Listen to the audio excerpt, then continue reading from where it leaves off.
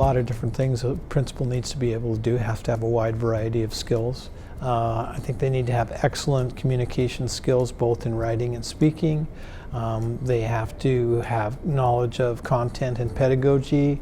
They have to have knowledge of processes, including the change process and all the things, and the psychology behind change, I think are really important. I think it's really important that principals know themselves. Plato even said at one point, a life unexamined is not worth living.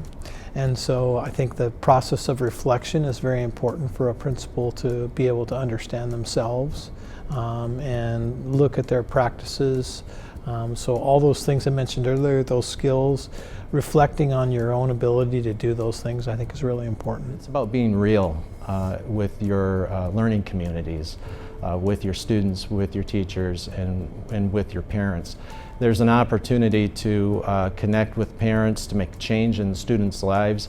There's a time with situational leadership that there's a time to wear the principal hat, and there's also time when you're having conversation with parents to take that principal hat off and connect with those parents on a parent level, sharing sometimes, depending on your comfort level, very personal situations as you try to assist them in helping their child. The principal sets the tone for the school, for the day, for the week.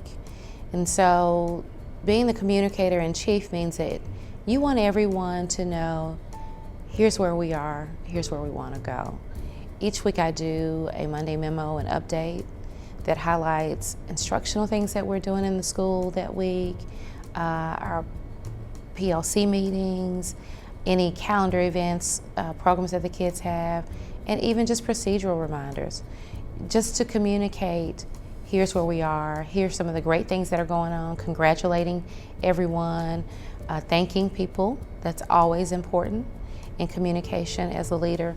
So I think that tone is set. And it's not about the leader, it's input from everyone at the school. So you set that tone, but you communicate what's important to everyone in the school. Stakeholders, well, if you're talking about politicians, you're talking about fundings, you definitely need them involved so they can see where their money is going to and why the need of increasing certain fundings. I think it's relationships. You have to build relationships with the students first and foremost. They're not going to learn if they don't like you. And then you have to build trust with your faculty and getting them to buy in and seeing the big picture.